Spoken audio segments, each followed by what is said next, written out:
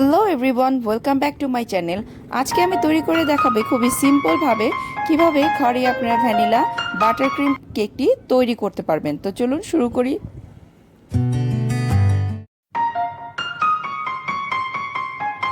আমি 4টি ডিমকে আলাদা করে নিয়েছি, কুসুম আলাদা এবং সাদা অংশটা আলাদা।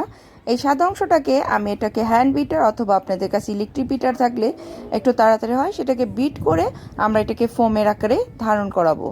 তারপরে আমরা এটার সাথে অ্যাড করে দিব 1/3 কাপ পরিমাণ চিনি এবং এটাকে দিয়েও আমরা 2-1 মিনিট এটা বিট করে নিব যাতে ভালোভাবে চিনিটা মিশে যায়। তারপরে আমি এখানে অ্যাড করে দিব এই কুসুমগুলোকে দিয়েও আমি একটু ভালো করে মিলিয়ে নিব। ঠিক এইভাবে এখন আমি বিট করে নিচ্ছি। এভাবে মিশে গেলে আমি এখানে 1 টিস্পুনের মতো ভ্যানিলা এসেন্স দিয়ে দিব এবং রুম টেম্পারেচারে থাকা এরকম নরম বাটার দিব অথবা ভেজিটেবল অয়েলও আপনারা ব্যবহার করতে পারবেন। তারপরে আমি এটাকে আবারও ভালো করে বিট করে নিব যাতে সব কিছু একসাথে মিশে যায়। তো আমি এভাবে বিট করে নিচ্ছি। আমাদের ব্যাটারটি অলমোস্ট তৈরি হয়ে গেছে, বিট করা হয়ে গেছে। এখন আমি এটাকে ভালো করে একটু নেড়ে নিচ্ছি স্প্যাচুলার মাধ্যমে এবং আমি একটি চালনির মধ্যে এখানে 1 কাপ এবং 1/4 কাপ এখানে আমি ময়দা দিয়ে দিচ্ছি, 2 টেবিল চামচ পরিমাণ পাউডার দুধ এবং 1 টেবিল স্পুন আমি দিয়ে দিচ্ছি বেকিং পাউডার। এখন এটাকে আমরা চেলে নিব এবং অবশিষ্ট অংশটা ফেলে দিব আমরা এটা। এখন আমি এই শুকনো এবং যে আগের মিশ্রণটা সেটা একসাথে সব কিছু ভালো মতো আমি মিলিয়ে নিচ্ছি যাতে কোনো দলা না থাকে। তবে এই পর্যায়ে আপনারা খুব জোরে জোরে নাড়তে যাবেন না, ঠিক এভাবে স্প্যাচুলা দিয়ে আপনাদের এভাবে গুলিয়ে নিতে হবে সবগুলো। এই যে দেখুন ঘনত্বটা। এখন আমি একটা ট্রের ভিতরে 7 ইঞ্চ মল্টের মধ্যে আমি এই ব্যাটারগুলোকে দিব। তার আগে আমি একটু অয়েল ব্রাশ করে নিচ্ছি এবং এখন আমি এটাকে একটু ময়দা ছিটিয়ে দিব যাতে কেকটা যখন আমরা বের করব সহজেই বের হয়ে আসে। তা আমি এভাবে একটু ময়দা ছিটিয়ে নিয়েছি।